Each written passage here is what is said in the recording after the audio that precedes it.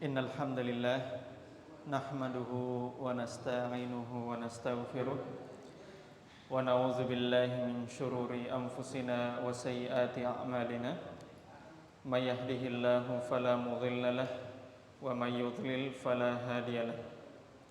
Asyhadu an la ilaha illallah wahdahu la syarikalah wa asyhadu anna Muhammadan abduhu wa rasuluhu la nabiyya ba'dah. Ikhwani fiddin azanallahu wa yakum. Alhamdulillah, tidak ada kata yang patut kita ucapkan pertama kali selain dari bersyukur kepada Allah Subhanahu wa taala karena seluruh ketaatan-ketaatan yang telah kita lakukan hingga pada malam hari ini semua berkat hidayah dan taufik darinya. Sebagaimana salawat dan salam senantiasa kita haturkan kepada Rasulullah sallallahu alaihi wasallam beserta keluarga dan para sahabatnya serta orang-orang yang senantiasa istiqomah berada di dalam naungan sunnah beliau hingga akhir zaman nanti. Ikhwani fiddin azanallahu wa yakum. Alhamdulillah, kita lanjutkan kembali pembelajaran kita di Khulasah Ta'zimil Ilm, ringkasan-ringkasan bagaimana seseorang dianggap memuliakan ilmu, karya Syekh Salih bin Abdullah bin Hamd Al-Utsaimin hafizallahu ta'ala. Dan pada pertemuan kemarin kita sudah membahas tentang simpul ke-6 dan simpul ke-7 bagaimana cara mengagungkan ilmu. Simpul ke-6, apa simpul ke-6? Memperhatikan setiap cabang-cabang ilmu ketika belajar dan mendahulukan yang terpenting. Jadi simpul ke-6 ketika seseorang belajar agama adalah dia harus mengetahui bahwasanya belajar agama itu bukan cuma satu cabang. Dia harus mengetahui bahwasanya belajar agama butuh banyak cabang. Dan seluruh cabang tersebut ada yang paling pentingnya. Ada yang paling pentingnya. Oleh karenanya seorang penuntut ilmu di awal belajar harus mendahulukan matan yang paling penting, kitab yang paling penting. Kalau dia belajar akidah, dia harus cari kitab yang terpenting dalam bidang akidah. Begitu pula dalam bidang-bidang yang lain. Itu di simpul yang ke-6. Adapun simpul yang ke-7 yaitu bersegera di dalam belajar memanfaatkan usia muda. Simpul ke-7 yang sudah kita bahas kemarin, bagaimana cara belajar dengan benar adalah seseorang itu bersegera di dalam belajar dan dia manfaatkan usia mudanya. Karena kenapa? Karena ada 3 hal yang membuat usia tua itu lebih susah belajar daripada usia muda. Ya, kemarin sudah kita bahas. Ada 3 hal yang membuat usia tua itu lebih sulit belajar daripada usia muda. Yang pertama, banyaknya kesibukan. Ya, banyaknya kesibukan. Kasratul syawagil. Jadi orang yang belajar di usia tua itu ya susah mendapatkan ilmu. Ya, karena ya secara umum ya semakin tua seseorang bukan semakin tambah tidak ada urusannya, tapi semakin sibuk. Yang kedua, terlalu banyak pemutus dari belajar. Ya, terlalu banyak pemutus dari belajar. Contoh pemutus misalnya kita bekerja. Ya, kita bekerja. Di usia kita saja yang sudah 20-an tahun lebih, itu sudah mulai kita bekerja. Ya, dan itu sudah mengurangi dari usia hidup kita dalam belajar. Apalagi kalau semakin tua orang. Semakin tua usianya, ya maka semakin susah untuk belajar karena kesibukan. Itu salah satu contohnya. Contoh yang kedua yang membuat seseorang susah belajar di usia tua adalah ya termasuk terlalu banyaknya pemutus adalah pikiran. Ya, pikiran. Pikiran. Makanya kalau ada orang ditanya kenapa tidak belajar lagi, bilang sudah tua ya, sudah tidak bisa lagi menghafal, tidak bisa lagi belajar. Nah, itu kelaziman yang terjadi di usia tua. Itu kelaziman yang terjadi di usia tua dan itu tidak bisa dipungkiri. Makanya bentuk memuliakan ilmu adalah bersegera di dalam belajar dan memanfaatkan usia muda. Usia muda yang dimaksud oleh para ulama kemarin sudah kita bahas. Usia berapa tahun? Kurang dari 40 tahun. Maka belajar itu yang dianggap usia muda dalam belajar adalah kurang dari 40 tahun. Itu namanya usia muda. Nah, di atas 40 tahun itu bisa dianggap sudah memasuki masa dewasa. Masa dewasa. Nah, itu adalah penghalang ilmu pada saat usia tua. Yang ketiga, kenapa? Terlalu banyak hubungan dengan manusia. Nah, ini adalah hal yang ketiga. Kenapa bisa seseorang susah belajar di usia tua? Karena terlalu banyak hubungannya sama orang, ya. Sama istrinya, sama anak-anaknya, sama Pak RT, sama Pak RW, sama lurah, sama camat, ya, sama kalau ada cucunya dia sama cucunya, ya. Maka seseorang ketika belajar di usia tua semakin susah. Tapi bukan berarti orang di usia tua itu tidak bisa belajar, kata beliau ya pada pertemuan kemarin. Karena kenapa? Orang pada saat usia tua itu dia bisa belajar dengan catatan menghilangkan 3 hal di atas. Dia hilangkan 3 hal di atas. Sebagaimana para sahabat belajar di usia tua, ya. Belajar di usia tua, artinya di atas 40 tahun. Gitu. Nah, makanya seseorang ketika masih muda, maka dia memanfaatkan usianya untuk belajar. Siapa yang tidak memanfaatkan usianya untuk belajar ketika masih muda, maka dia dianggap tidak memuliakan ilmu. Itu kaidahnya. Dia dianggap tidak memuliakan ilmu. Sekarang kita masuk ke simpul berikutnya. Al-Maqidus Samin. Simpul yang ke-8. Simpul yang ke-8, bagaimana cara orang memuliakan ilmu adalah luzumut ta'anni fi talabih wa tarkil ajalah, yaitu seseorang harus bertahap di dalam belajar. Seseorang harus bertahap di dalam belajar. Wa tarkil ajalah, dan tidak tergesa-gesa. Maka seseorang ketika belajar ilmu agama, dia harus pelan-pelan di dalam belajar. Tidak boleh tergesa-gesa. Tidak boleh tergesa-gesa.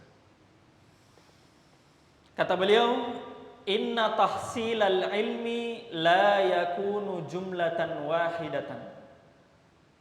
Sesungguhnya dalam meraih ilmu tidak mungkin seseorang belajar dengan sekaligus, jumlatan wahidan, sekaligus tidak mungkin. Ya. Maka seseorang tidak bisa belajar sekaligus. Kenapa bisa?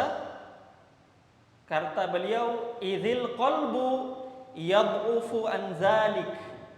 Sebab hati itu lemah sama ilmu. Hati itu tidak kuat dengan ilmu. Kita akan jelaskan ya, kenapa bisa tidak kuat. Wa inna lil ilmi fihi siqalan kathiqalil hajari fi yadi hamilihi. Sesungguhnya ilmu itu berat sebagaimana beratnya sebuah batu di tangan orang yang memegang batu tersebut.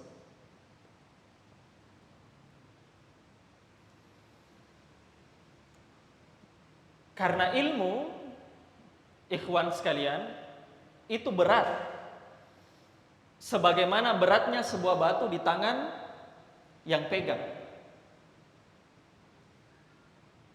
Contoh misalnya, ada teman-teman yang angkat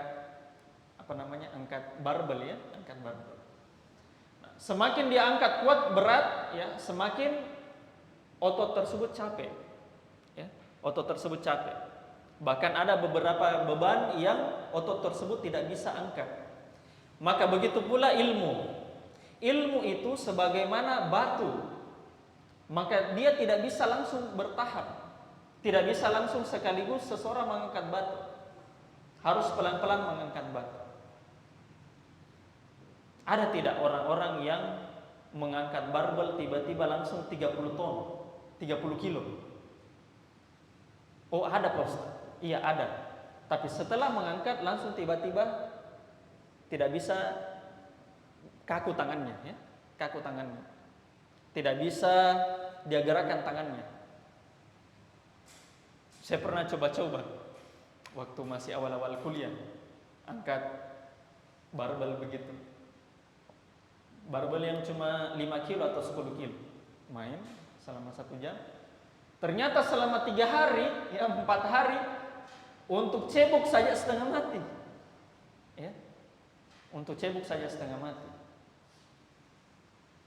Itu baru hal yang seperti begitu. Ya, baru yang fisik. Apalagi ilmu yang sifatnya non fisik. Ilmu itu adalah cahaya dari Allah. Malahan dia itu sebenarnya lebih berat ketimbang batu itu sendiri. Maka seseorang ketika belajar jangan langsung mau sekaligus. Jangan langsung mau sekaligus. Ada yang pernah belajar SD, langsung SD kelas 1 bahas aljabar? Kan tidak ada ya? Tidak ada orang belajar SD aljabar. Pasti awalnya belajar apa dulu? Tambah, kemudian kurang, kemudian kali, kemudian bagi, dan seterusnya. Baru nanti secara bertahap dia belajar yang lebih tinggi. Maka begitu pula ilmu, ikhwan. Karena hati itu berat untuk menerima ilmu tersebut. Hati itu berat untuk menerima ilmu tersebut. Imam Az-Zuhri rahimahullahu ta'ala di dalam kitabnya Al-Khatib Al-Baghdadi ya, Jami' li akhlaqir rawi wa adabis sami, Imam Az-Zuhri salah seorang ulama salaf, beliau mengatakan begini: man talabal haditha jumlatan zahaba anhu jumlatan. Barang siapa yang belajar ilmu hadis sekaligus, zahaba anhu jumlatan, maka hilang juga sekaligus. Barang siapa yang belajar ilmu hadis sekaligus, maka ilmu juga itu hilang sekaligus. Beliau melanjutkan lagi, innama yuta'allamul ilmu bimarril ayyami walayani. Sesungguhnya ilmu agama dicari dengan berlalunya siang dan malam. Dengan berlalunya siang dan malam. Maka kalau ada yang ingin belajar pintar agama, ingin sekaligus 1 hari begitu ya, 1 hari, 2 hari atau 1 minggu belajar agama, tidak akan bisa. Tidak akan bisa.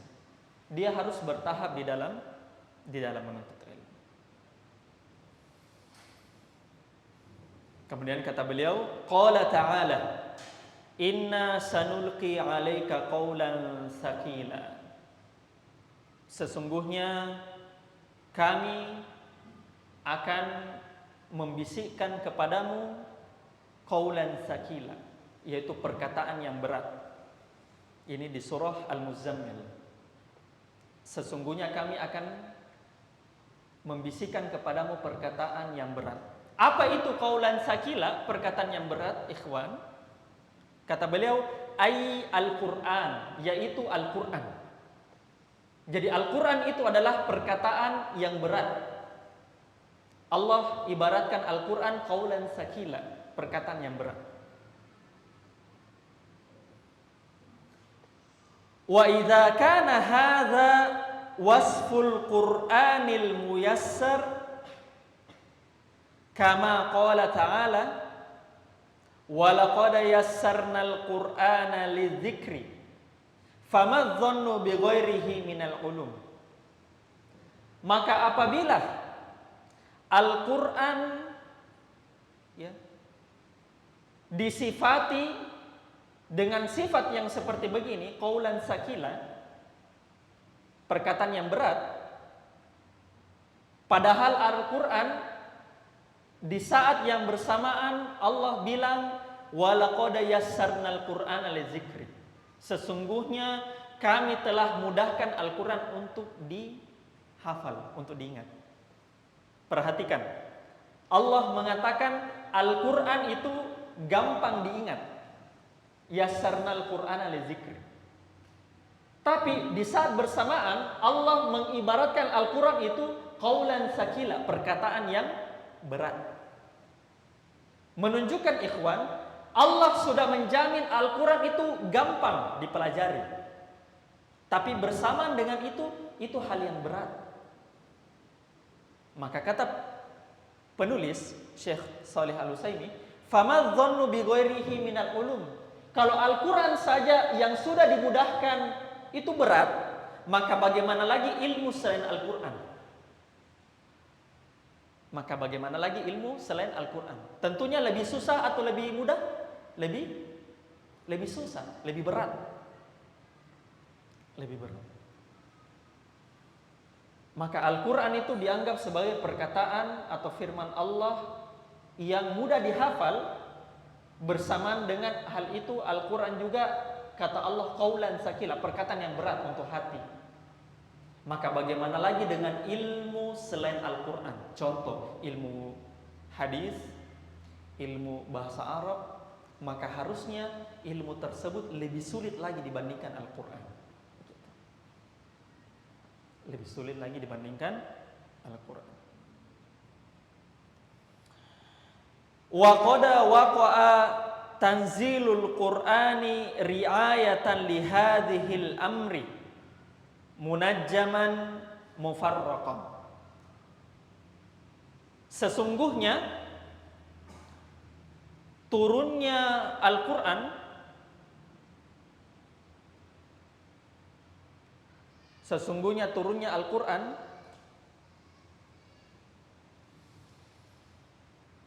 itu memperhatikan hal ini, yaitu masalah bertahap. Karena Al-Quran berat, maka Al-Quran memperhatikan bagaimana cara diturunkannya. Yaitu kata beliau munajjaman mufarraqan. Munajjaman itu artinya berangsur-angsur. Setiap masa ada waktu turunnya. Setiap beberapa waktu ada waktu turunnya. Mufarraqan, terpisah-pisah. Maka Al-Quran memperhatikan simpul ini, ikhwan.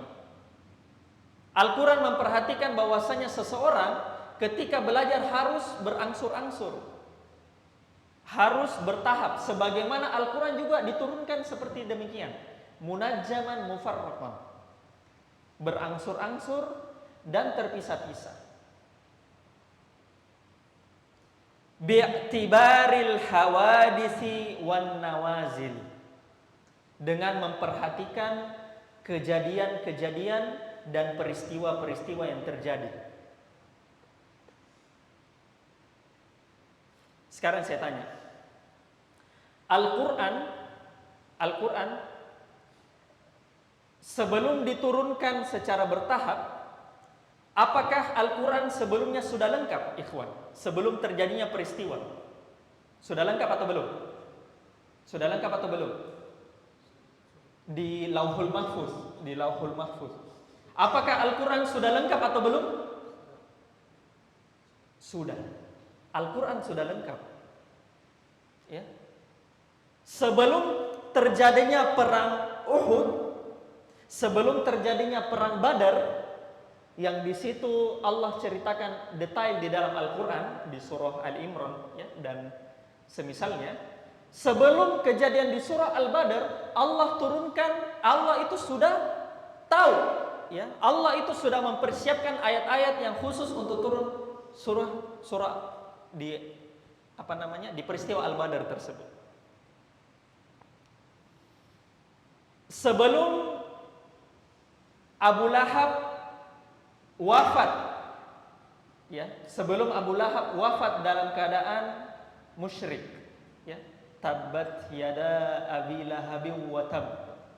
Sebelum Abu Lahab wafat, apakah Al-Quran, apakah Allah sudah menyiapkan di dalam Lauhul Mahfuz ayat ini yang akan turun? Sudah. Tapi kenapa bisa Al-Quran diturunkan secara bertahap? Nah, itu pertanyaannya. Kalau mau, ya, kalau untuk menunjukkan mukjizatnya Al-Quran, kenapa Al-Quran tidak diturunkan sekaligus saja? Ya kan? Sisa ditunggu terjadinya. Contoh kisah tentang dikalahkannya Romawi, ya, dikalahkannya Romawi di surah Ar-Rum. Kata Allah, "Ghulibatir Rum." Romawi telah dikalahkan. Ya, Romawi telah dikalahkan. Kenapa tidak Allah turunkan ayat tersebut pada saat Nabi baru saja menerima wahyu? Kenapa baru pada saat kejadian baru Allah turunkan? Sebagaimana kata penulis, ya, bi'tibaril hawadisi wan nawazil. Kenapa bisa sesuai dengan peristiwa-peristiwa, sesuai dengan momen? Harusnya kan kalau Al-Quran mukjizat, harusnya sekalian turun, nanti sisa tunggu peristiwanya, baru betul. Nah, gitu. Kenapa bisa? Ada yang bisa jawab? Ada yang bisa jawab? Kenapa bisa Al-Quran tidak diturunkan sekaligus?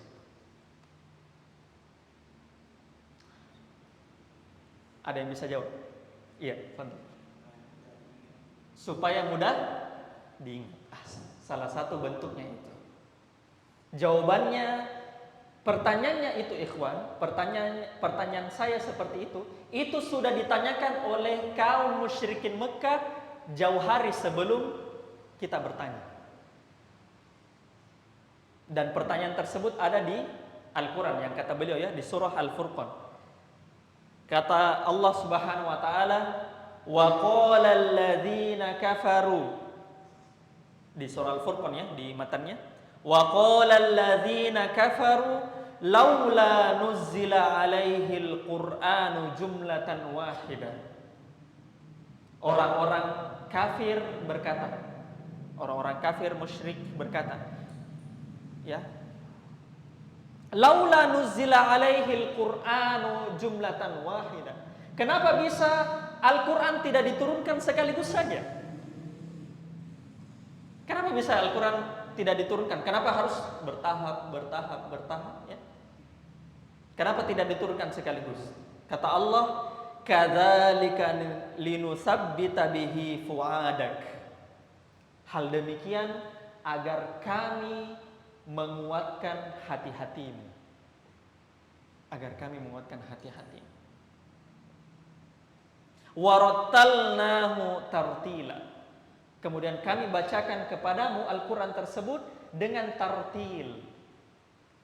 Ada yang tahu apa maknanya tartil? Tartil itu adalah satu, baca dengan perlahan. Itu namanya tartil. Tartila.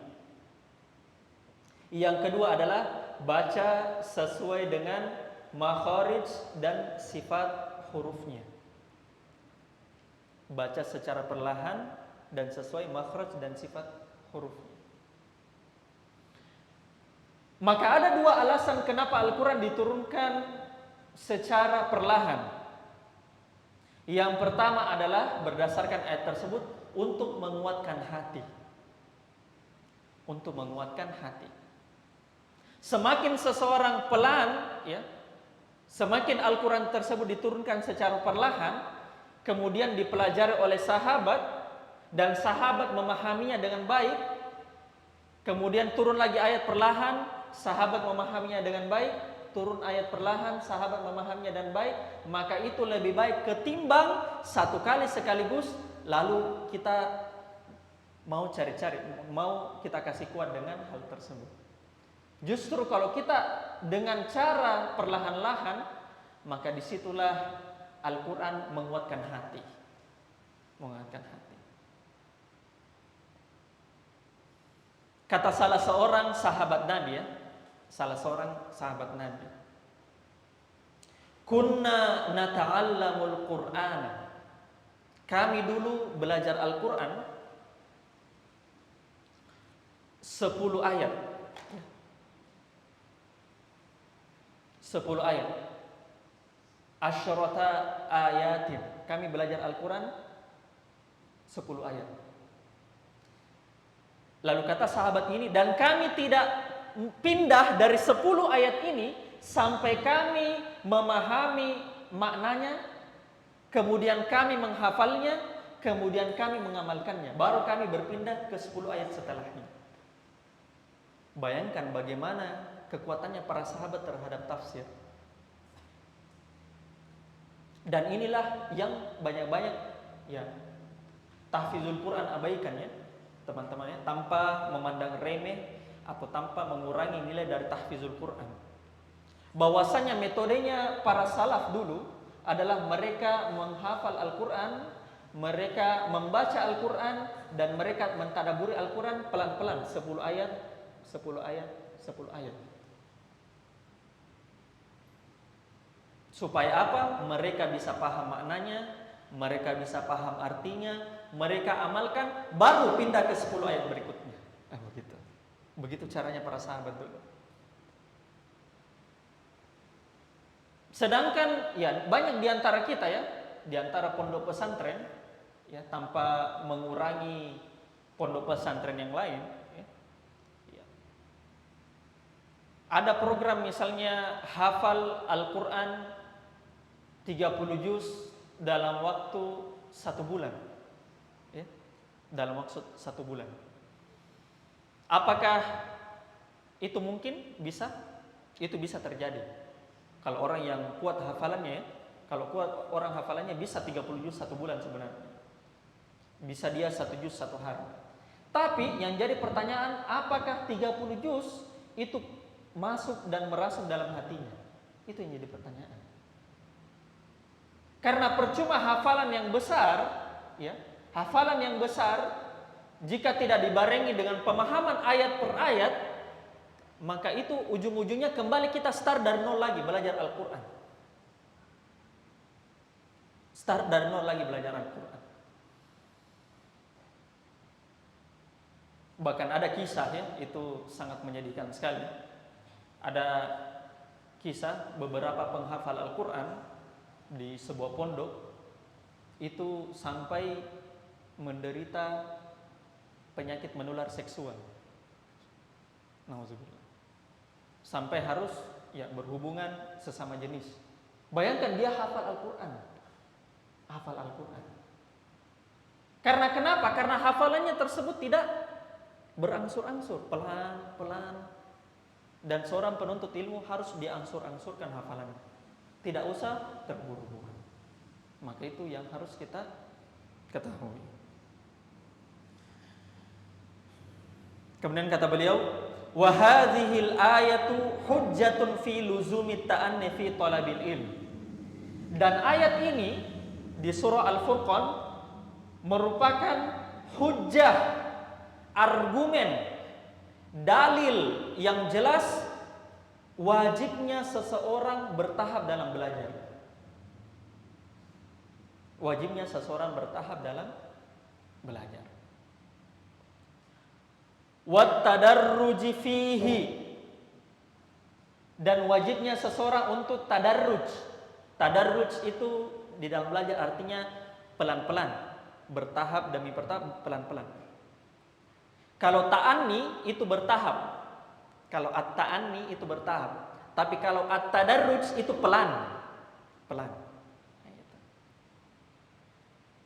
Maka seseorang ketika belajar ilmu agama harus pelan, pelan, bertahap, bertahap.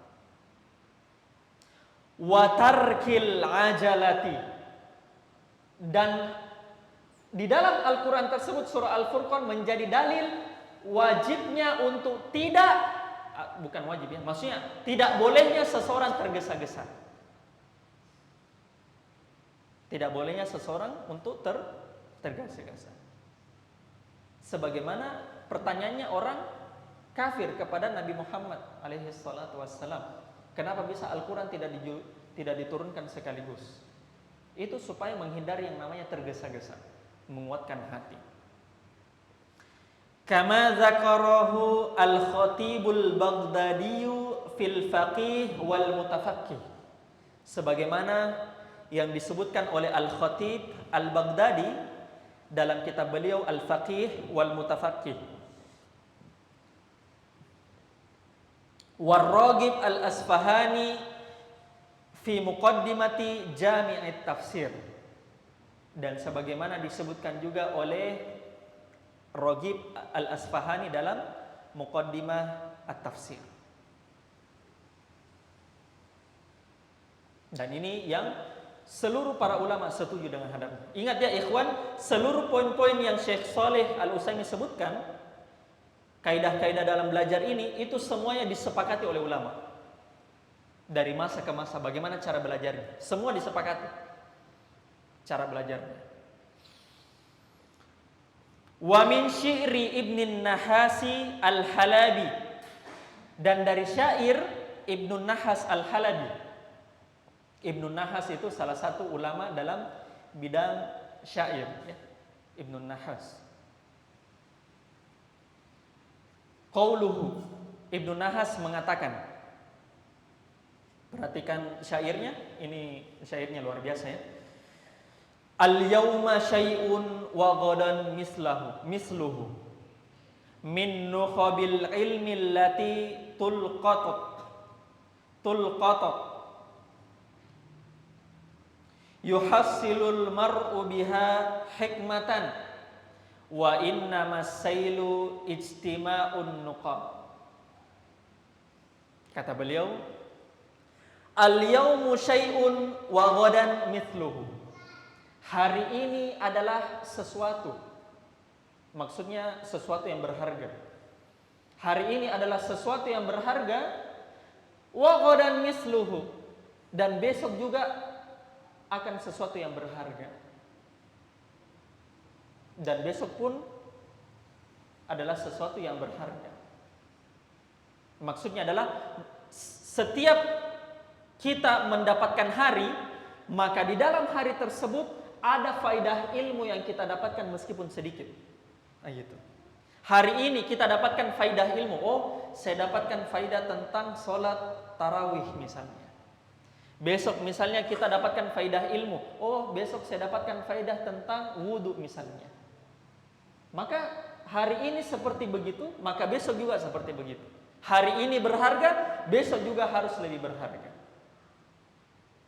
Min nukhabil ilmi allati tultaqat. Dari intisari ilmu yang telah dikumpulkan. Dari intisari ilmu yang telah dikumpulkan. Yuhassilul mar'u biha hikmatan. Seseorang mendapatkan hikmah dengan ilmu tersebut, dengan inti-inti ilmu tersebut. Wa innamas sailu ijtima'un nuqab. Sebab sungai yang deras berasal dari titik-titik butiran hujan. Sebab sungai yang deras berasal dari titik-titik butiran hujan. Maka bagaimana seseorang bisa dia kumpulkan semua ilmu? Kita contohkan saja, kita di sini belajar bahasa Arab. Bagaimana seseorang dia bisa belajar bahasa Arab dengan satu kali sekaligus 1 minggu? 1 minggu dia mau selesaikan bahasa Arab. Ustadz, saya mau selesaikan Al-Ajurmiyah 1 minggu. Tidak bisa. Tidak bisa. Bisa dia selesaikan, tapi kata Az-Zuhri tadi ya, man talabal haditsa jumlatan zahaba anhu jumlatan. Siapa yang belajar sekaligus maka hilang juga sekaligus. Nah, maka begitu. Maka di situ bait syairnya, sesungguhnya aliran air yang deras, sungai yang deras berasal dari titik-titik air yang kecil. Ya, kumpulan tetesan-tetesan air yang kecil. Wa muqtada luzumit ta'anni wat tadarruji. Dan cara untuk menempuh belajar dengan bertahap. Nah, beliau kasihkan bagaimana caranya seseorang belajar ilmu agama dengan bertahap. Wa muqtada luzumit ta'anni wat tadarruji.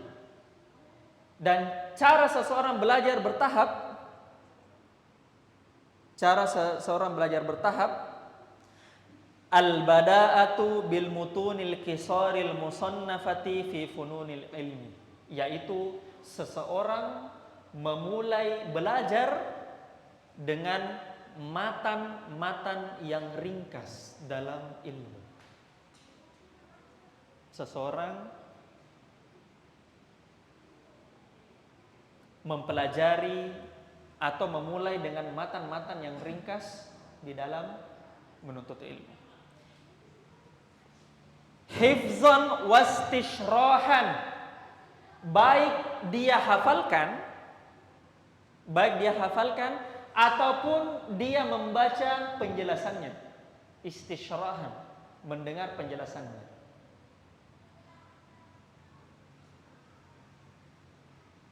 Itu langkah pertama. Jadi apa tadi langkah pertamanya, Abah Syafiq? Langkah pertama untuk bertahap dalam menuntut ilmu, satu,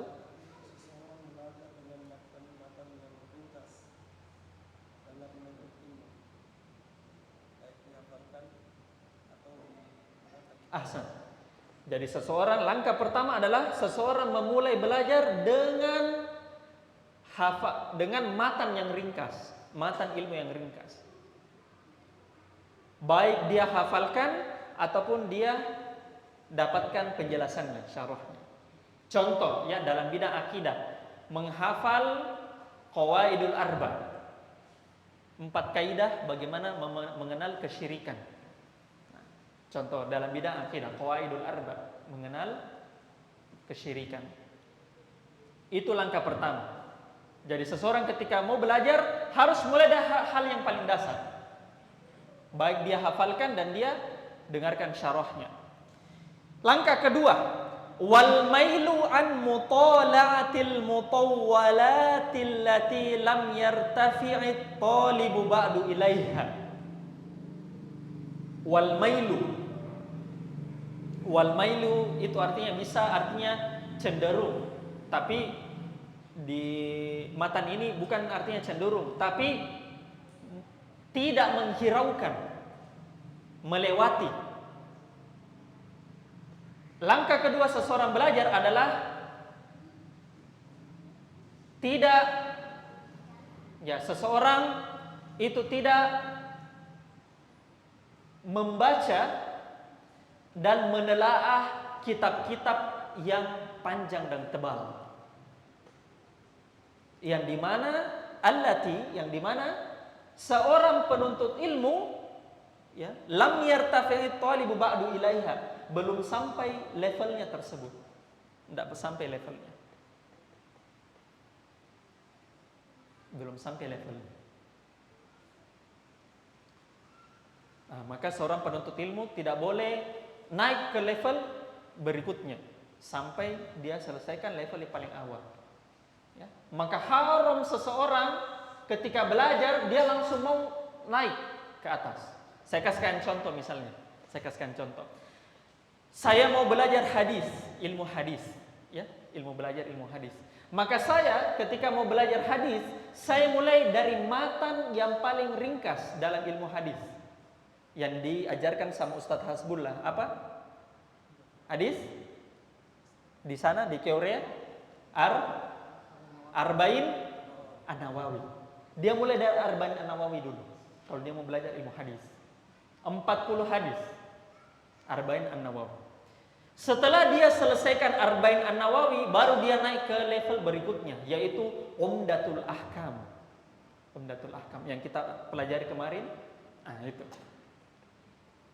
Setelah selesai Umdatul Ahkam, naik lagi ke atas.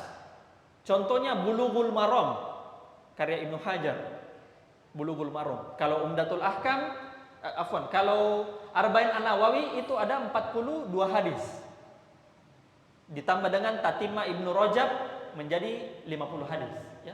Jadi 42 punyanya Imam An-Nawawi, Ibnu Rajab 8 hadis menjadi 50. Ya, 50. Tatimah Ibnu Rajab. Jadi antum hafalkan dan pelajari 50 hadis tersebut. Naik level berikutnya belajar ilmu hadis, baru belajar Umdatul Ahkam yang kita kemarin pelajari. Ya, Umdatul Ahkam. Cuma yang kita kemarin pelajari itu syarahnya, penjelasannya ya.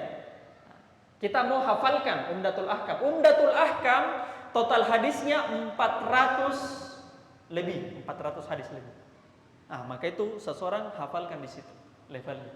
Oh Ustaz, saya sudah Arba'in An-Nawawi. Antum selesai hafalkan ada Arba'in An-Nawawi, naik ke Umdatul Ahkam. Hafalkan 400 hadis lebih. Setelah antum menghafalkan setelah menghafalkan Umdatul Ahkam, naik ke level berikutnya yaitu Bulughul Maram Ibnu Hajar.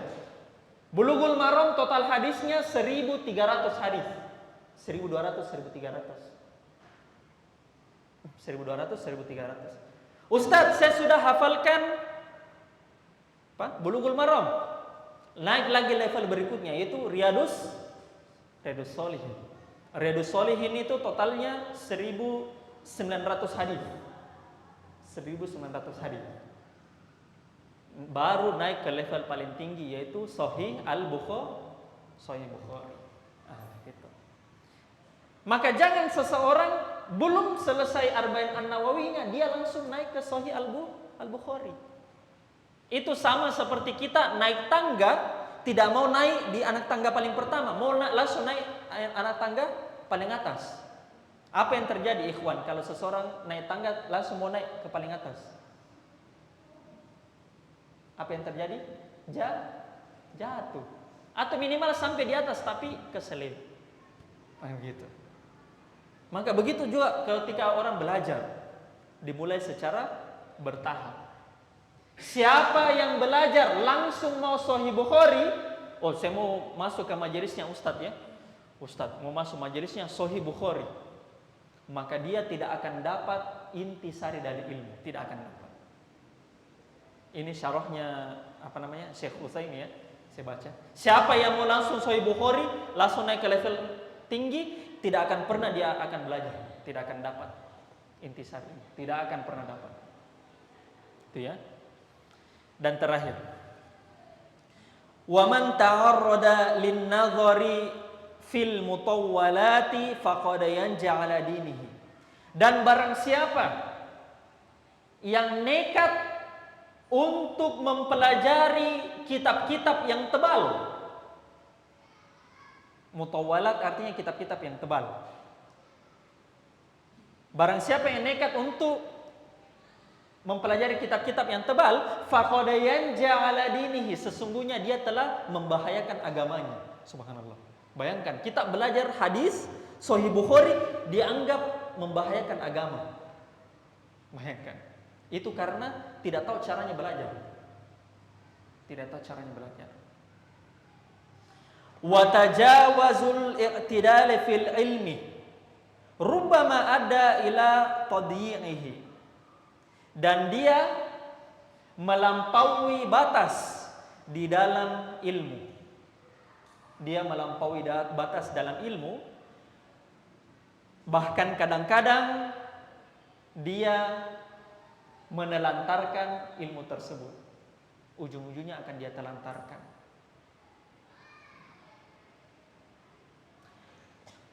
Wa min bada'il hikami qaulu Abdul Karim Ar-Rifai. Dari termasuk perkataan-perkataan hikmah adalah perkataannya Abdul Karim Ar-Rifai. Ahadu syuyukhil ilmi bi Dimashq asy-Syami fil qarnil madhi. Siapa itu Abdul Karim Ar-Rifai? Adalah salah seorang ulama di negeri Syam. Negeri Syam itu sekarang Palestina ya, salah satu. Palestina, Jordania dan sekitarnya, Yaman sekitarnya. Nah, kata Abdul Karim Ar-Rifai, kalau orang belajar langsung mau tinggi-tinggi ya. Kata beliau, dia bilang begini, ta'amul kibari summus sighari. Makanannya orang dewasa adalah racunnya anak kecil. Gitu. Ta'amul kibari summus sighari. Makanannya orang dewasa adalah racunnya anak kecil. Contoh misalnya, ada anak 3 hari, ya, 3 hari, langsung dikasihkan ayam geprek spesial pakai sambal. Bagus tidak ayam geprek? Bagus tidak? Bergizi tidak? Bergizi. Tapi coba kasih bayi yang baru lahir 3 hari, maka jadi racun. Gitu. Jadi racun. Maka begitu pula dengan ilmu. Orang kalau mau langsung belajar next level dan dia tidak hiraukan hal yang paling dasarnya, maka justru itu menjadi racun untuknya. Insyaallah taala kita akan lanjutkan kembali setelah salat Isya. Bismillah taala, subhanakallahumma bihamdik, asyhadu an la ilaha illa anta, astaghfiruka wa atubu ilaik. Assalamualaikum warahmatullahi wabarakatuh.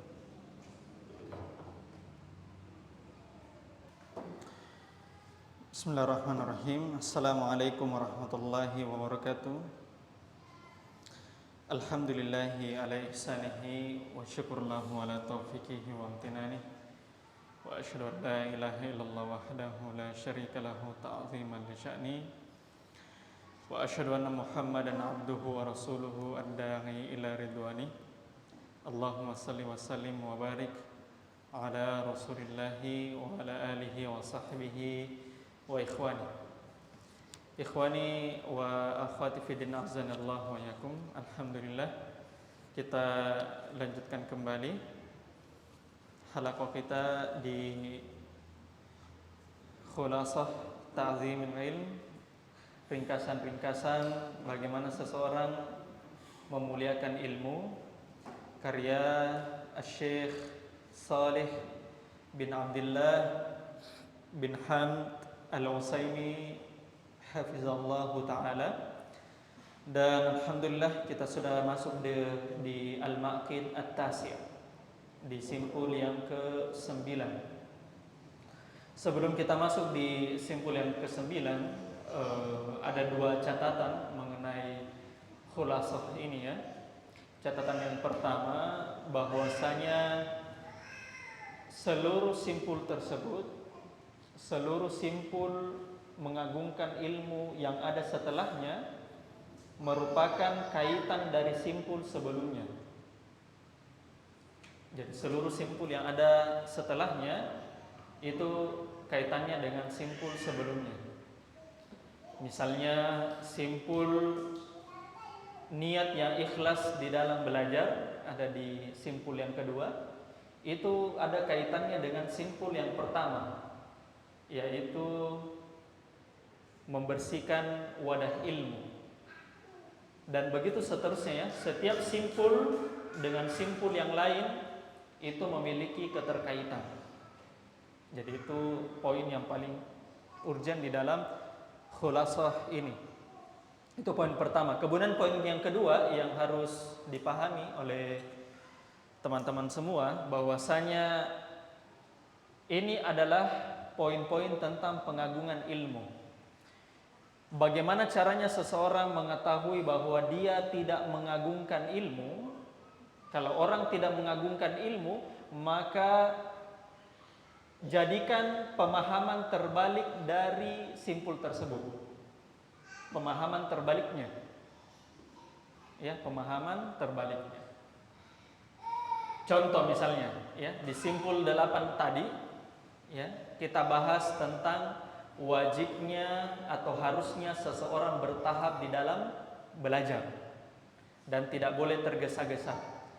Maka orang yang tidak mengagungkan ilmu adalah pemahaman terbaliknya.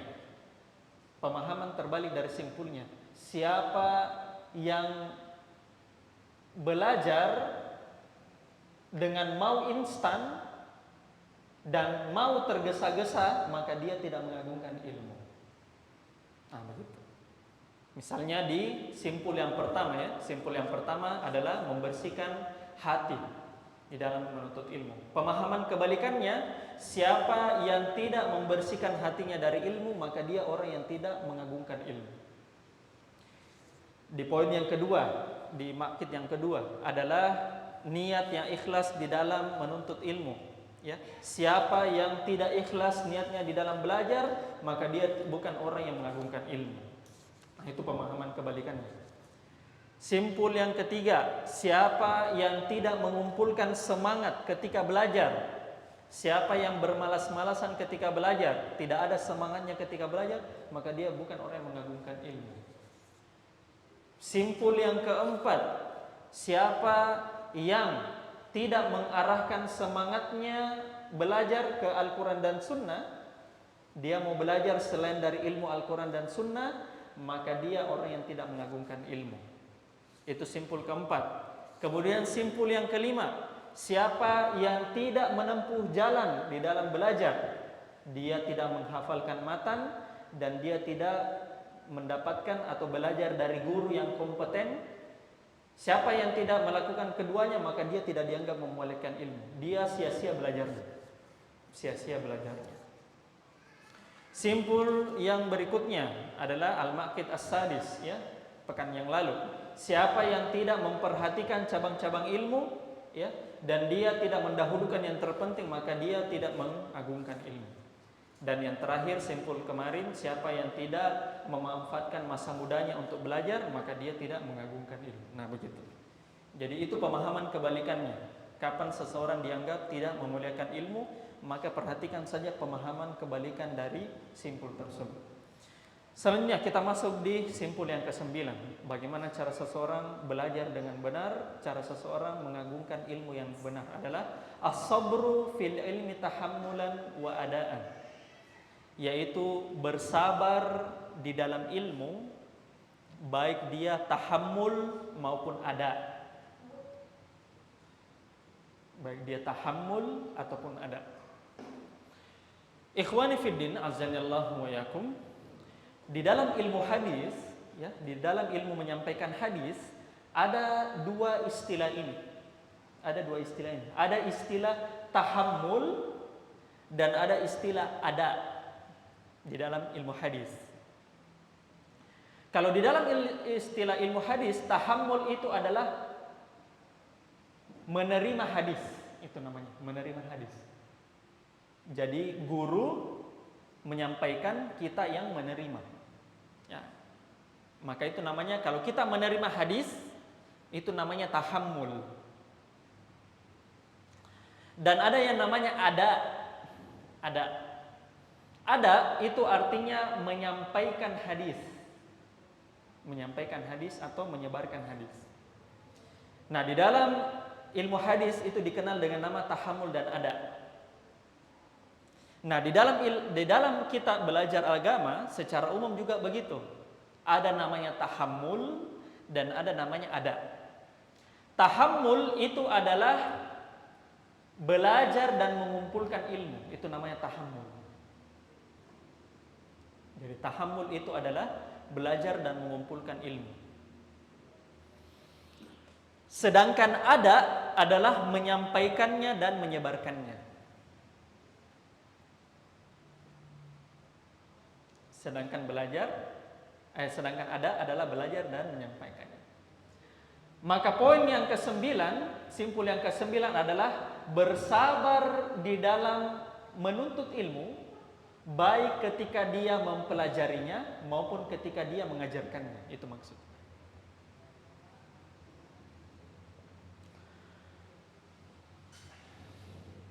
Saya kasih contoh misalnya ke antum, ya, tentang tahammul dan adab. Kita sekarang majelis, ya, ya.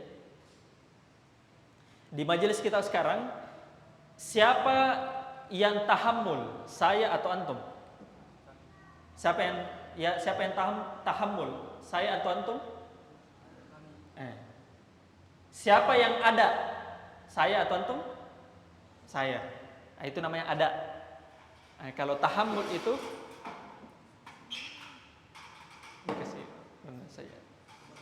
Nah, kalau tahammul itu antum, ya, yang sedang belajar, yang sedang mengumpulkan ilmu. Ada saya yang sedang menyebarkannya. Ya, itu namanya tahammul dan ada. Dan itu ada dalam istilah ilmu hadis, ya. Kata beliau, "Idz kullu jalilin minal umuri la yudraku illa bisabri." Setiap perkara-perkara yang mulia, setiap perkara-perkara yang agung tidak mungkin didapatkan kecuali dengan kesabaran. Ya. Wa a'dhamu syai'in tatahammulu bihin nafsu talabal ma'ali. Atau di situ yang lebih tepatnya khobar, ya, itu khobar dari a'dhamunya. Itu talabu itu khobarnya. Itu pakai dhamma, ya, talabul ma'ali. Wa a'dhamu syai'in tatahammulu bihin nafsu talabul ma'ali. Dan hal yang paling besar yang dimana jiwa itu menyandangnya, jiwa itu memikulnya adalah mencari sesuatu yang paling mulia. Apa sesuatu yang paling mulia tersebut? Adalah tasbiruha alaihi, yaitu bersabar di dalam mendapatkan hal-hal yang mulia. Kita cari hal yang mulia, itu bagus, ya, itu bagus. Setiap hal yang mulia butuh sama sabar, ya, butuh sama sabar. Maka sabar terhadap mencari hal yang mulia itu lebih mulia lagi. Nah, gitu. Itu lebih mulia lagi. Contohnya misalnya, kita mencari nafkah untuk keluarga, hal yang mulia, ya, karena kita memberikan nafkah wajib kepada keluarga. Maka orang yang sabar ketika mencari nafkah, maka itu lebih mulia daripada mencari nafkah itu sendiri. Nah, gitu. Maka orang yang bersabar terhadap hal mulia, maka itu yang lebih mulia lagi, itu lebih tinggi lagi. Nah, itu maksudnya. Walihadza kana as-sabru wal musabaratu ma'muran bihima li tahsili asli imani taratan wa li tahsili kamalihi taratan ukhra. Oleh karenanya sabar itu bahasa Arabnya sabr. Sabar dan musabarah. Nah, ini dua hal yang berbeda. Ada sabar, ada musabarah. Kalau sabrun itu adalah masdar dari wazan apa kira-kira itu? Sabrun. Fa'ala yaf'ulu fa'lan. Sabara yasbiru, fa'ala yaf'ilu, ya. Sabara yasbiru sabron. Itu, ya. Itu dari asal kata sabara yasbiru, sabar. Tapi kalau musabaratun itu adalah masdar dari, ya, atau masdar mimi dari sabara yusabiru. Sabara yusabiru. Wazannya apa? Fa'ala yufa'ilu. Masdarnya mufa'alatan. Maka ini sabara dengan sabrun dan musabarun itu dua hal yang berbeda. Kita akan jelaskan apa itu. Oleh karenanya sabar dan musabarah adalah perkara yang diperintahkan, yang dimana dengannya didapatkan pokok iman, yaitu sabar. Kalau orang sabar, dia mendapatkan asul iman, karena seseorang wajib bersabar. Itu namanya sabru. Sabar hukumnya wajib di dalam agama Islam. Makanya pokok iman itu kesabaran. Ya. Walitahsili kamalihi taratan ukhra. Dan yang satunya yaitu musabarah, itu sebagai penyempurnanya, sempurna. Kalau sabar itu wajib, maka musabarah itu hukumnya sunnah, dan itu baik.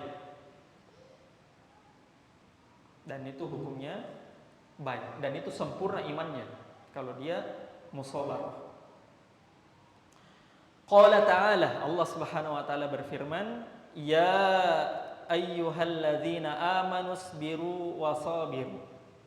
Wahai orang-orang yang beriman, isbiru, sabarlah. Ini adalah fi'il amar dari sabara yasbiru, isbir. Ya. Isbir. Nah, itu adalah fi'il amar dari sabara yasbiru, isbir. Isbiru, ya, bersabarlah. Wasabiru. Ah, ini baru fi'il amar dari sabara yusabiru. Nah, itu tadi musabaru, ya, musabaru.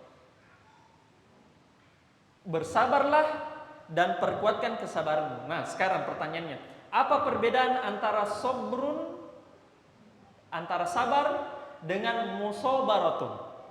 Ya, musabaratun. Sabar, ikhwan, sabar adalah menahan jiwa, daf'un nafsi, menahan jiwa tanpa adanya penghalang. Itu namanya sabar. Menahan jiwa tanpa adanya penghalang. Daf'un nafsi bila mudafa'atin.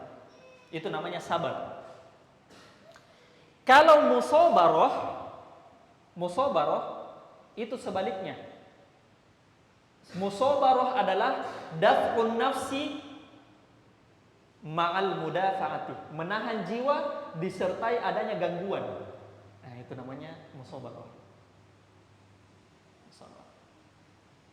Ya.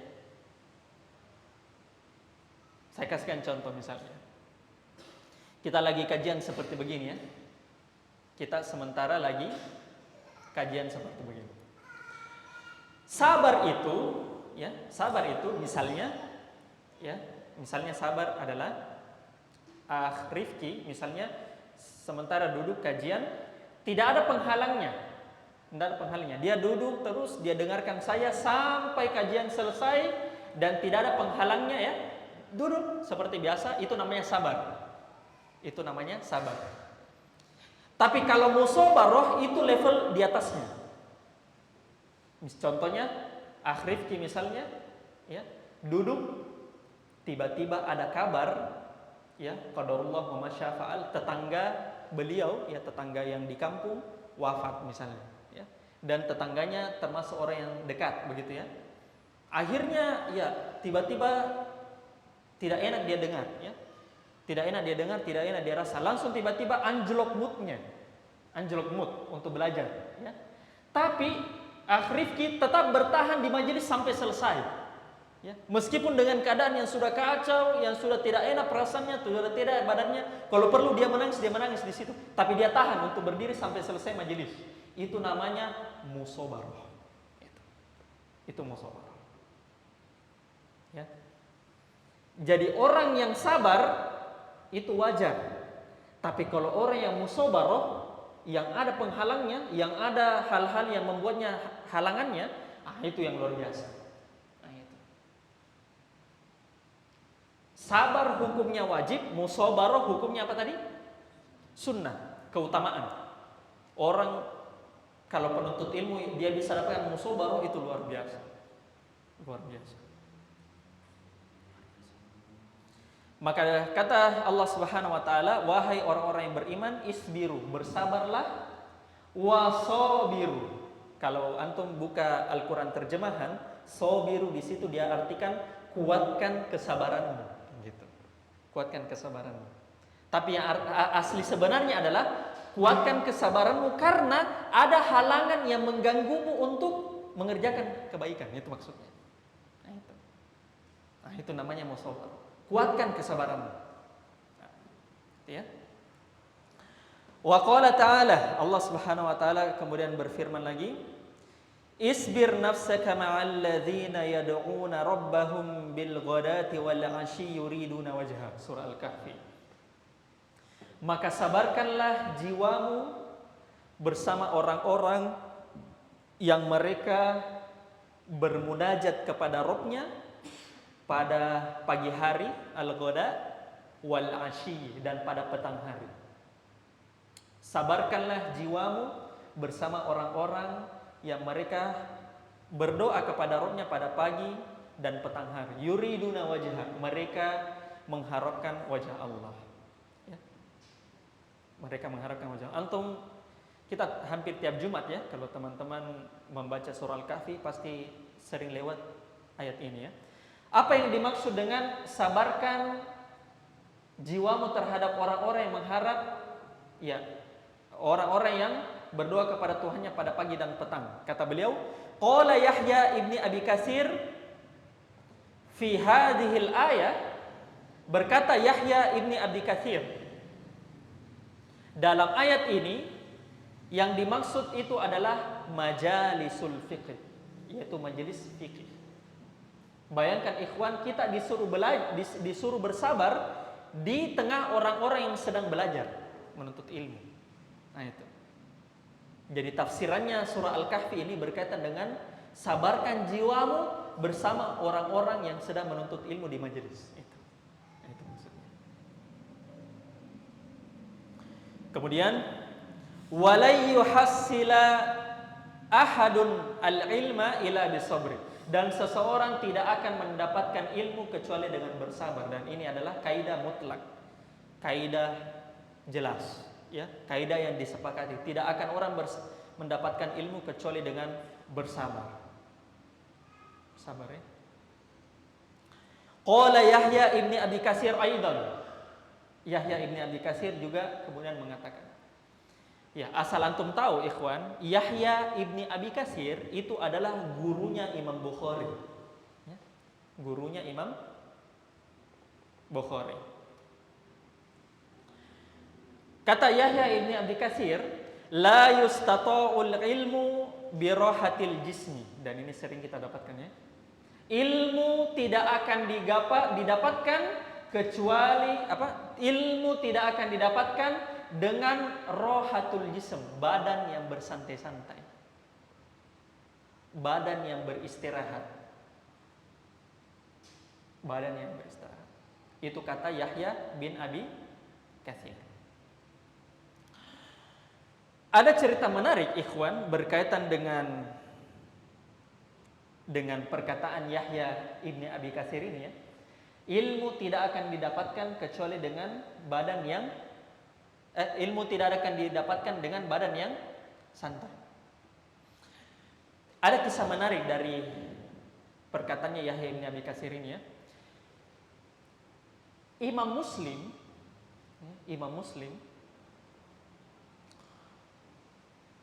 afwan, bukan Imam Muslim ya, Imam Bukhari ya, afwan, saya lupa, Imam Bukhari, Imam Muslim, fadlallah. Imam Muslim kalau saya tidak salah ingat ya, Imam Muslim.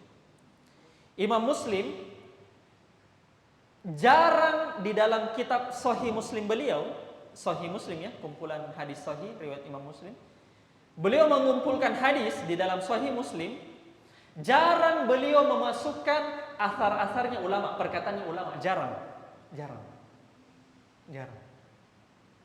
Tapi di kitab solat beliau, Sahih Muslim itu terdiri dari banyak kitab. Ya. Salah satu kitabnya adalah Kitabus Shalah, kitab solat. Ya. Di dalam kitab tersebut, Kitabus Shalah, ada namanya Babu Auqatis Shalah, bab waktu-waktu solat. Ya. Bab waktu-waktu solat. Uniknya, Imam Muslim di bab waktu-waktu sholat ini, ikhwan, beliau mencantumkan perkataannya Yahya ibn Abi Katsirin. La yustata'ul ilmu bi rahatil jism. Ilmu tidak didapatkan kecuali ilmu tidak didapatkan dengan badan yang bersantai. Antum tahu kenapa alasannya? Alasannya kenapa? Imam Muslim ketika beliau mencari hadis-hadis tentang waktu-waktu sholat, ya, Imam Muslim berjalan ke seluruh penjuru negeri. Beliau masuk ke Syam, beliau masuk ke Hijaz, Arab ya, di Mekah dan Madinah. Beliau masuk ke Yaman, beliau masuk ke pokoknya hampir seluruh negara, Irak. Beliau masuk ke Kufah dan seterusnya. Beliau masuk ke Damaskus untuk mencari hadis-hadis tentang waktu-waktu sholat. Padahal ketika antum memperhatikan di bab waktu-waktu sholat itu, semua hadisnya ikhwan itu hampir sama, mirip hadisnya. Tapi beliau berikan semua pendukung-pendukungnya, beliau bersafar di seluruh negeri untuk cari hadis tentang waktu-waktu sholat ini. Ya, subuh waktunya kapan, asar waktunya kapan, dan teksnya hampir sama. Teks lafaz hadisnya kurang lebih mirip. Ya, kurang lebih mirip. Di ujungnya beliau kasihkan Yahya ibn Abi Katsir, perkataannya beliau ini, la yustata'u al-ilmu bi rahatil jism. Ilmu tidak didapatkan dengan badan yang bersantai. Apa namanya? Apa hal yang tersirat dari maksudnya beliau? Maksudnya beliau begini. Saya sudah kumpulkan seluruh riwayat-riwayat tentang waktu-waktu sholat, ya. Saya semua kumpulkan dari semua penjuru negeri, ya. Dan saya ingatkan kepada antum semua bahwasanya tidak mungkin kita mendapatkan hadis-hadis ini dengan badan yang bersantai-santai. Begitu. Padahal ikhwan, hadisnya hampir mirip. Antum cek di bab waktu-waktu sholat, ya, awqatis sholat. Hampir cek. Cuma dia Imam Muslim dia mau kuatkan hadis ini, dia mau kuatkan hadis tentang waktu-waktu sholat. Akhirnya dia kuatkan dengan banyak riwayat, lalu dia kutip perkataannya Yahya ibn Abi Katsir. Dia bilang, la yustata'ul ilmu bi rahatil jism. Ilmu tidak didapatkan dengan badan yang bersantai-santai. Kalian yang membaca buku saya, perhatikan, kalau kalian mau mengumpulkan semua riwayat-riwayat ini, maka tidak boleh ada badan bersantai-santai. Begitu. Itu makna tersiratnya. Ya, makna tersirat dari perkataan atau dari cerita menarik dari Imam Muslim tersebut, ya. Lanjut. Fabis sabri yukhraju min ma'arratil jahli wa bihi tudraku lazzatul ilmi.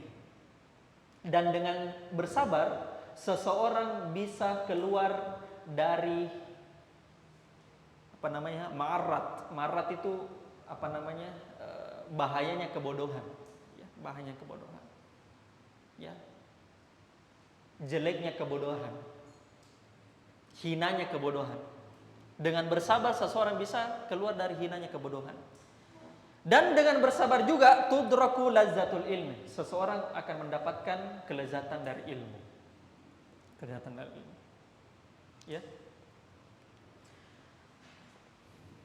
Wasabrul ilmi nau'an, dan bersabar ketika menuntut ilmu itu ada dua jenis. Beliau jelaskan, ya, bagaimana cara seseorang bersabar ketika menuntut ilmu. Ahaduhuma, salah satunya bersabar yang pertama adalah sabrun fi tahammulihi wa akhzihi, yaitu bersabar ketika belajar dan mengumpulkan ilmu. Bersabar ketika belajar dan mengumpulkan ilmu. Fal hifzu yahtaju ila sabrin, maka menghafal membutuhkan kesabaran. Wal fahmu yahtaju ila sabrin, memahami pelajaran itu butuh sabar juga. Wa huduru majalisil ilmi yahtaju ila sabrin, hadir ke majelis ilmu butuh sabar juga. Wa ri'ayatu haqqi syaikhi tahtaju ila sabrin. Dan memperhatikan haknya syekh butuh sabar juga. Bayangkan. Jadi ketika seseorang masih belajar, yang dia butuhkan bersabar di dalam menghafal, bersabar di dalam memahami, bersabar di dalam menghadiri majelis ilmu, dan bersabar memenuhi hak-haknya syekh, hak-haknya guru. Contohnya hak-haknya guru adalah tidak tertawa sendirian, misalnya ya, tertawa sendiri misalnya, ya. Tidak tertawa, tidak senyum-senyum sendiri, tidak jelas. Maka seseorang ketika menjadi thalibul ilm, maka dia harus membutuhkan hal tersebut. Dia harus membutuhkan hal tersebut. Ya. Itu sabar jenis pertama. Ya, sabar jenis pertama.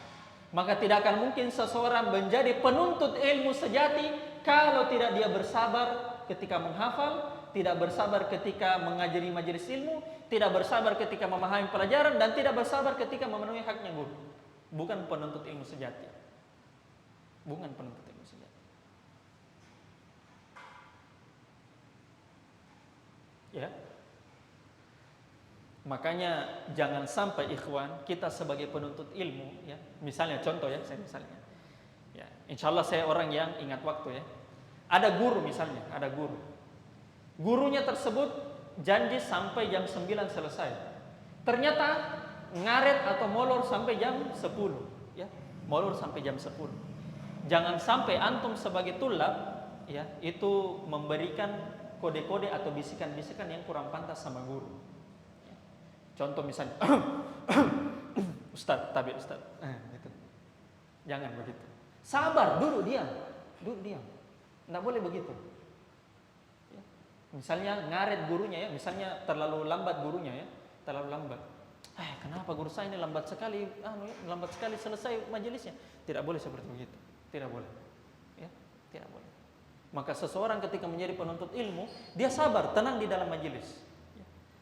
Sebagaimana kata ulama ya, Ibnul Mubarak kalau saya tidak salah ingat ya, Ibnul Mubarak bilang, kami duduk di majelisnya para ulama sebagaimana ada ya, kami duduk di majelis atau kesabaran kami duduk di majelis sebagaimana sabarnya sebuah meja. Sebagaimana sabarnya sebuah meja. Antum tahu meja? Ini meja. Pernah tidak meja mengeluh? Sakit sekali bisa tidak digeser sedikit? Pernah tidak meja mengeluh? Tidak pernah. Maka para ulama salaf dulu mengatakan kami bersabar duduk di majelis sebagaimana sabarnya meja ini, meja. Meja tidak pernah mengeluh. Tidak pernah mengeluh meja. Maka ketika syekh atau guru melakukan hal-hal yang kurang bagus, kurang mengenakan, taruhlah ya molor waktunya misalnya. Jangan antum ya. Amin. Jangan. Sabar. Gitu ya. Nah, itu adalah adabnya penuntut ilmu. Adabnya penuntut. Itu yang pertama. Sabar yang jenis kedua. An-naw'us tsani. Jenis yang kedua adalah sabrun fi adaihi wa basihi wa tablighihi ila ahli. Bersabar ketika menyebarkannya, ketika menyampaikan ilmu tersebut, dan ketika menyampaikan kepada si penuntut ilmu. Ahli di situ maksudnya thalibul ilm, penuntut ilmu. Fal julusu lil muta'allimin yahtaju ila sabr. Maka duduk bersama para pengajar atau para penuntut ilmu, duduk bersama penuntut ilmu itu butuh kesabaran. Jangan antum pikir bahwasanya orang yang mengajar itu ya sisa mengajar saja, tidak. Justru dia yang butuh kesabaran lebih ekstra kepada murid-muridnya. Ada murid-muridnya yang kurang adab lah, ada murid-muridnya yang tidak paham-paham lah, ya. Ada murid-muridnya yang ya kadang-kadang masuk, kadang-kadang tidak. Bagaimana cara yang mau saya ajarkan ini? Ya, bagaimana cara yang mau saya hafalkan? Maka orang yang mengajar itu kesabarannya lebih ekstra lagi. Bukan hanya kepada murid-muridnya, sama terhadap materi yang dia mau ajarkan. Karena kalau dia mau ajarkan materi, murojaah lagi, murojaah. Maka orang yang pengajar itu harus kesabarannya ekstra lagi. Wa ifhamuhum yahtaju ila sabri, dan memahamkan mereka, memahamkan penuntut ilmu itu butuh sabar. Butuh sabar. Jangan antum kira kalau pengajar, enaknya mengajar saja. Tidak. Justru mengajar itu bagaimana caranya antum bisa pahamkan murid-murid. Pahamkan murid-murid. Apalagi murid-murid yang sudah dikasih berkali-kali permisalan tapi tidak paham-paham. Bayang-bayang itu. Ya, sabarnya itu seorang guru. Wahtimalu zallatihim yahtaju ila sabri, dan memikul kesalahan mereka membutuhkan kesabaran. Ada penuntut ilmu yang ya kurang adab lah, ya, yang suka cerita sendiri di majelis lah, itu ya para pengajar itu butuh kepada kesabaran. Makanya salah satu alasan kenapa ana suka dengarkan majelisnya Syekh Shalih Al-Utsaimin via YouTube, ya. Ya, mudah-mudahan kita dimudahkan untuk ke majelisnya di Madinah, ya. Mudah-mudahan. Ya. Salah satu alasan kenapa saya suka majelisnya Syekh Shalih Al-Utsaimin, ya, penulis dari Khulasaah, adalah pada saat beliau mengkoreksi atau menegur menegur siswa, menegur santri, menegur tulab, ya, menegur tulab. Contoh misalnya beliau pernah tegur tulab, mana catatanmu? Padahal dia tahu ini tulab, bukan mustami, ya, ini tulabul ilm, betul-betul tulab, betul-betul penuntut ilmu. Dia tahu kalau ini penuntut ilmu, ya. Dia tanya, mana catatanmu? Tidak ada, Syekh. Cari catatanmu cepat. Gitu. Ya. Dia lihat tulab, ya, dia lihat tulab di Madinah, ya, di Madinah. Dia kasih turun kitabnya, bukunya di bawah lantai, kasih naik bukumu. Jadi beliau itu sambil mengajar, sambil diajarkan adab kepada tulab, gitu. Dan itu dibutuhkan oleh para penuntut ilmu, ya, para penuntut ilmu. Nah, makanya mudah-mudahan kita bisa ke majelisnya beliau, ya. Amin. Ya. Wa fawqa hazainin naw'ain min sabril ilmi as-sabru ala sabri fihima. Masyaallah. Dan di atas semuanya ini, dan di atas kedua hal ini, ya, yaitu kesabaran di dalam menuntut ilmu dan di dalam kesabaran di dalam mengajarkannya, ada sabar yang di atasnya lagi, yaitu as-sabru ala sabri fihima, yaitu bersabar untuk bersabar. Bersabar untuk bersabar. Maksudnya musabar. Was-sabati 'alaiha. Was-sabati 'alaiha, dan kokoh padanya. Jadi orang yang sudah sabar di dalam belajar, alhamdulillah. Sabar di dalam mengajarkan, alhamdulillah. Satu lagi yang dia butuhkan, yaitu sabar untuk menyabarkan kesabarannya. Itu tingkat berikutnya, ya. Tingkat berikutnya. Syair yang terakhir, ya. Likulli ila sya'wil ula wa sabatu, walakin azizun fir rijali sabatu. Saya sering sebutkan syair ini di Durusul Luba, ya. Saya sering sebutkan ini syair di Durusul Luba. Likulli ila sya'wil ula wa sabatu. Setiap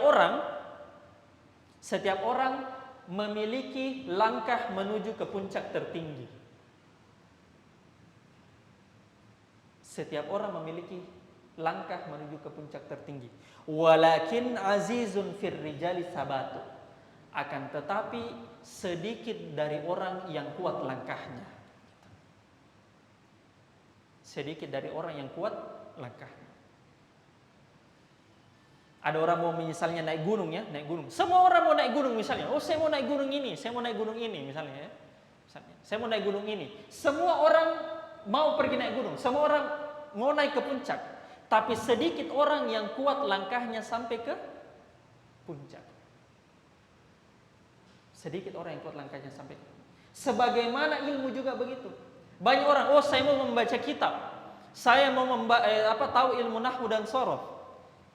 Tapi sedikit orang yang mau sampai mengikuti jejak-jejak tersebut. Sedikit. Ya, sedikit. Likulli ila sya'wil ula wa sabatu, walakin azizun fir rijali sabatu. Setiap orang itu punya langkah menuju ke puncak yang tertinggi, ya.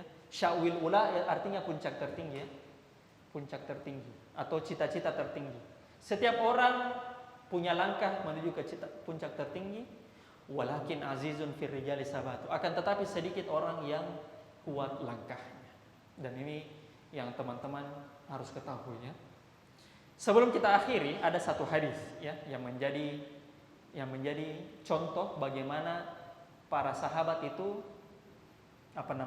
sabar dan menguatkan kesabaran mereka di dalam belajar, ya. Hadis ini diriwayatkan oleh Imam Ibnu Hibban, Sahih Ibnu Hibban,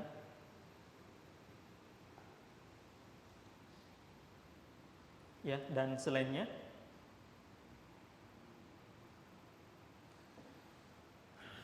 Dan diriwayatkan oleh Amr ibni Akhtab. Kata Amr ibni Akhtab radhiyallahu anhu, "Shalla bina Rasulullah sallallahu alaihi wasallam as-subh." Kami suatu hari pernah sholat subuh bersama Nabi sallallahu alaihi wasallam. Ingat, ya, sholat subuh.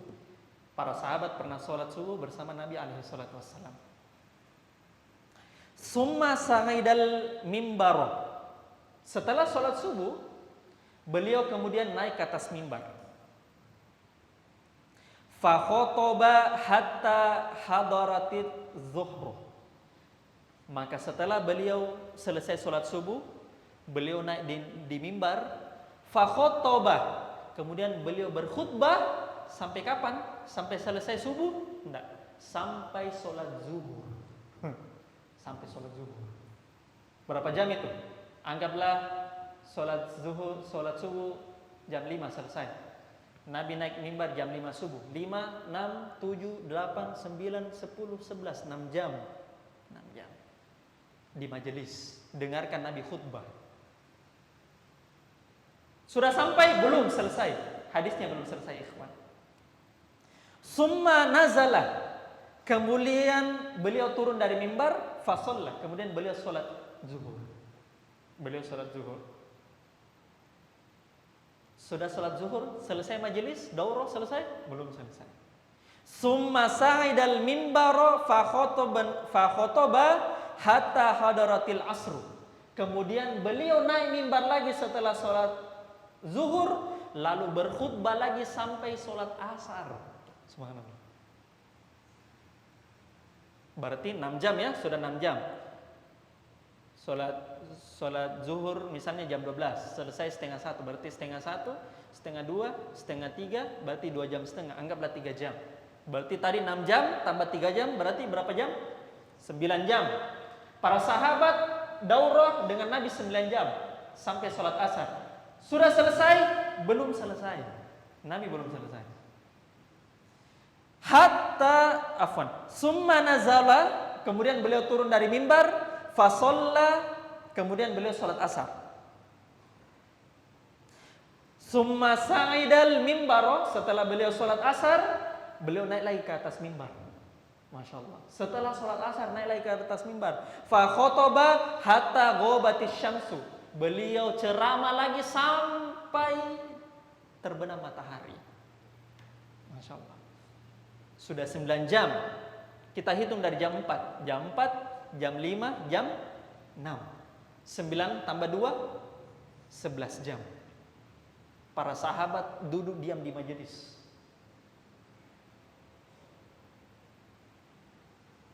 Fahaddasana bima kana. Maka beliau menceritakan, ya, terhadap apa yang ada pada waktu itu. Wa bima huwa, dan apa pada diri beliau, ya, yang sedang terjadi sampai sholat maghrib, ya. Jadi dari subuh naik mimbar sampai sholat maghrib, dan dijedai cuma sholat saja. Maka apa kata Amr ibn Akhtab, pengarang periwayat hadis tersebut, sahabat yang meriwayatkannya, kata beliau, fa'alamuna ahfadzuna. Maka orang yang paling berilmu di antara kami pada waktu itu adalah orang yang paling banyak menghafalkan hadis-hadis Nabi ketika di atas mimbar. Itu. Subhanallah. Kalau Darus Sunnah daurah 11 jam bisa. Ya, baru 1 jam sudah keluar. Izin Ustaz. Sakit belakang ya. Dan tidak ada di dalam riwayat ikhwan ya, tidak ada sahabat itu ya Rasulullah saya mau pergi makan dulu, lapar.